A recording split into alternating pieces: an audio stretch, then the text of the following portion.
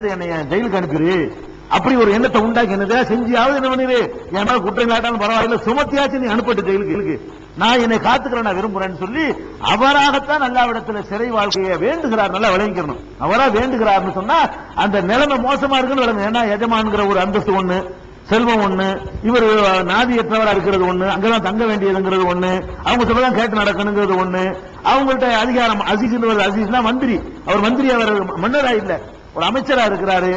அந்த அதிகாரத்தை பயன்படுத்தி ஏதாவது செஞ்சிடவும் கூடும். இதுக்கெல்லாம் அவர் ஒண்ணு பண்றாருன்னு கேட்டா ஜெயிலுக்காவது அனுப்பலாங்கிறாரு.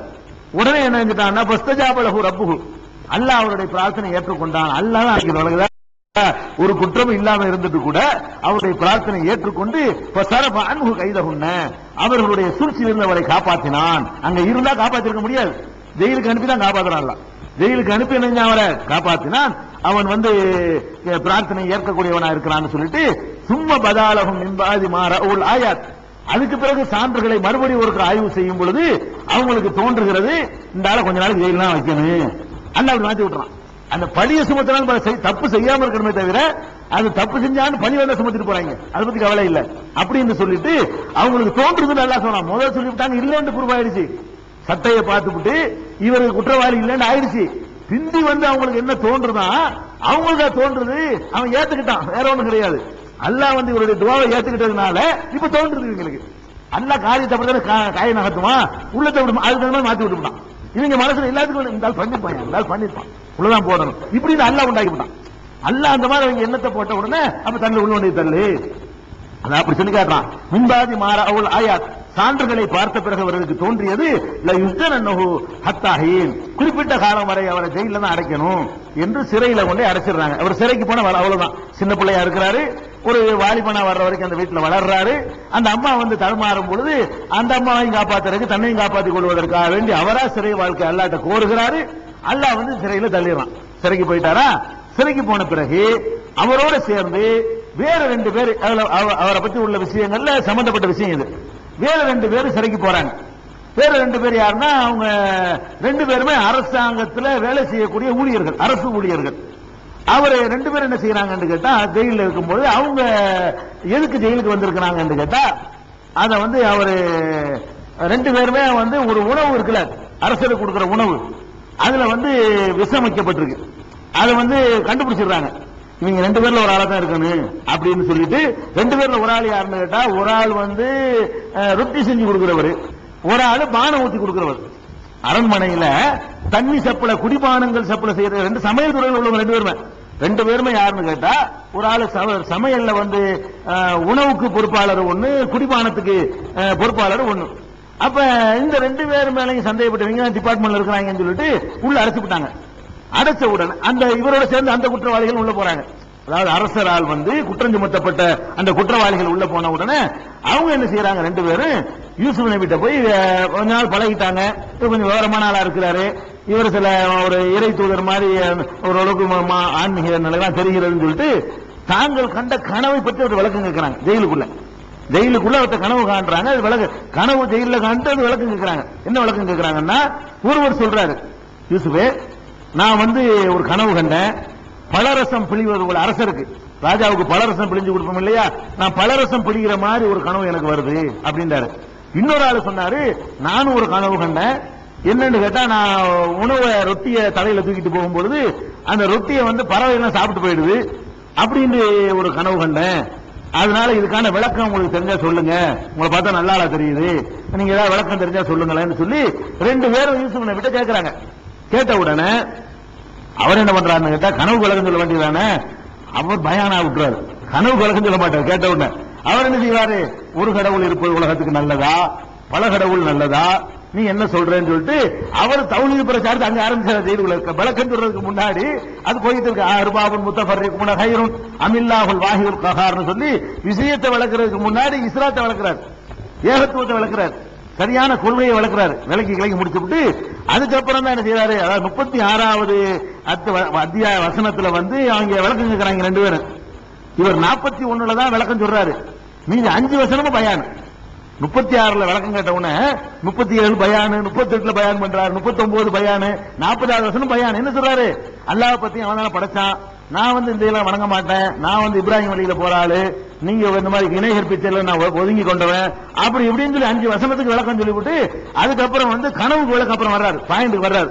யா சாஹிபு சினி, என் சிறை தோழர்களே, உங்கள ஒரு ஆள் இருக்கிறீங்கல்ல, அவர் வந்து திரும்பவும் தன்னுடைய எஜமானுக்கு வந்து பலரசத்தை புகட்டுவார். எஸ்தி ரப்பஹு ஹம்ரா, தன்னுடைய எஜமானுக்கு பலரசத்தை புகட்டுவார். அந்த வேலை அவருக்கு கிடைக்கும், விசாரிச்சு கண்டுபிடிச்சிருவாங்க. இன்னொரு ஆள் இருக்காருல்ல, அவர் என்ன செய்வார்னு கேட்டா சிலுவையில் அறையப்பட்டு அவரை கொன்றுவாங்க. அவருடைய தலையில வந்து பறவைகள்லாம் கொத்தி சாப்பிடும். பலரசம் பிடிக்கிற மாதிரி கனவு கண்டார்ல, அந்த பழைய டூட்டி கிடைக்குன்னு அர்த்தம். அதே மாதிரியான பலன். உணவை வந்து பறவை திங்கிற மாதிரி கண்டார்ல, அவருடைய ரிஸ்க் முடிஞ்சு போச்சுன்னு அர்த்தம். பறவை தின்னுட்டு போகுது, கதை முடியுது இவருக்கு. இவர் கதை முடிகிறது தான் அப்படி கனவா வந்திருக்குன்னு சொல்லி யூசுப் நபி அவர்கள் விளக்கம் சொல்றாங்க. நம்மளுக்கு என்ன செய்வாங்க, கனவு விளக்கம் ஏற்க மாற சொல்லுவாங்க. கனவு கண்டியன்னு வைங்களேன், கனவு கண்டியன்னு கேட்டா நல்ல மையத்தை கண்டா நல்லது, ஜனாசா ஊர்வலத்தை கண்டா நல்லது, கல்யாண ஊர்வலத்தை கண்டா கெட்டது, இப்படியான வந்து ஏற்குமாறா எது அந்த கனவுல இருந்து என்ன விளங்கணும் அப்படி விளங்கணும். இவர் 11 நட்சத்திரத்தை பார்த்தாரு, சூரிய சந்திரனை பார்த்தாரு, கனவுடைய விளக்கம் என்னவா போச்சு, அதுக்கு ஏற்றதான் விளக்கம் வந்துச்சு. 11 சகோதரர்கள், 11 நட்சத்திரம், சூரிய சந்திர தாய் தந்தையர்கள், இவர் கட்டுப்படுறதா கனவு கண்டாரு, கட்டுப்படுற மாதிரியான ஒரு ஆட்சி கையில பின்னாடி வருது.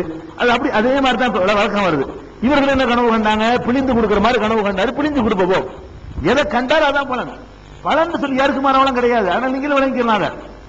கனவுடைய பலன் சொல்லி இதுக்கு இந்த பலன் அதுக்கு அந்த பலன் எவன்டையா கண்டு ஒண்ணு கனவு நம்மள நிம்மதி நாசமாக்கிறாங்க. யாருக்கும் தெரியாது, அதெல்லாம் கேட்காதீங்க. நீங்க பார்த்தா உங்களுக்கே தெரியும்.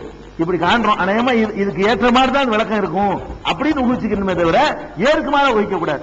அவர் அழகா ஊகிச்சு சொல்றாருல, நீ வந்து பலரசம் பிழிஞ்சியா, பலரசம் பிழிகிற மாதிரி தானே பார்த்தா அந்த டூட்டி உனக்கு கிடைக்கும், உன் ரிசுக்கு தின்றுச்சா பறவை, உன் கதை முடிஞ்சு வச்சு போ அப்படின்னு சொல்லி அவங்க கண்ட கனவுக்கு விளக்கம் அதே மாதிரி சொல்லிடுறாரு. சொன்ன உடனே அப்புறம் என்ன ஆச்சுன்னா, அந்த இந்த பலரசம் பிழிகிறவர் இருக்காருல, அவர்கிட்ட சொல்றாரு யூசுப். என்ன சொல்றாருன்னு கேட்டா, இந்தப்பா நீ தப்பிச்சு போயிடுவ, அந்த ஆள் தான் காலியா போறான், நீ வந்து எப்படி தப்பிக்க போற, ஏன்னா நான் கனவுல வந்துருச்சுல, அதனால நீ வந்து உன்னுடைய முதலாளிட்ட வந்து என்னை பத்தி சொல்லு, ஒரு ஆள் அடப்பட்டு கிடக்கிறாரு என்னன்னு விசாரிக்க சொல்லு. என்ன அவன் மன்னருக்கு தெரியாம வந்து உங்க செல்வாக்கு பயன்படுத்தி அடைச்சு விட்டாங்க. மன்னர் தனியா இருக்கிறாரு, நம்மளை பத்தி என்ன செய்யணும், நீ உன்னுடைய எஜமான்ட்ட சொல்லு, இந்த குடும்ப செல்வாக்கு பயன்படுத்தி என்ன கூட அடைச்சு விட்டாங்க. மன்னர் இந்த விஷயத்தை நீ சொல்லணும், என்னை பத்தி நான் எப்படிப்பட்ட ஆளுங்கிறத நீ நிலவர விஷயத்தை என்ன செய்யணும், புதுக்கூர்னு இந்த ரப்பிக்க உன்னுடைய முதலாளிட்ட போய் நீ சொல்லுப்பா, என்னை பத்தி நீ வெளியேற போற, நீ ரிலீஸ் ஆயிருவ, நீ போய் சொல்லு அப்படின்ன உடனே அன்சாஹு சைத்தான் விக்கிற ரப்பி, அந்த இறைவன்ட்ட சொல்வதற்கு அல்ல சைத்தான் வந்து மறக்கடிச்சுட்டான். அந்த முதலாளிட்ட சொல்றதுக்கு, முதலாளிட்ட சொல்லாம இருந்தாலும் போனார்ல, விடுதலை ஆகி போனோம், அதோட இருந்தாலும் மறந்துட்டார். விடுதலை ஆகி போன கதையோட இப்படி ஒருத்தர் அடப்பட்டு கிடக்கிறாரு, இந்த மாதிரி நடந்தது எல்லாத்தையும் இருந்தாலும் மறந்துட்டார். மறந்ததுனால சிறையில பல வருடங்கள் இவர் தங்க வேண்டி வந்துருச்சு. பல வருடங்கள் என்னென்றால் ஜெயில இருக்காரு, இந்த சொல்லல, இவர் கிட்ட இருந்து பார்த்த வரை இவர் மேல தப்பு இல்லைன்னு நல்லா தெரியும். இதை போய் மன்னருக்கு வந்து இந்த சமையல்காரங்க இருக்காங்களே, அவங்க தான் காரியத்தை கிளீனா சொல்ல இயலும், கிட்ட வரைக்கும் அவங்க தான் நெருங்க இயலும், மூடு பார்க்க இயலும். அப்படி பலரசம் ஊற்றி கொடுக்கும் போது நல்ல மூடா இருக்கும் போது அவர் போட்டாருன்னு சொன்னா காரியம் ஆயிரும்.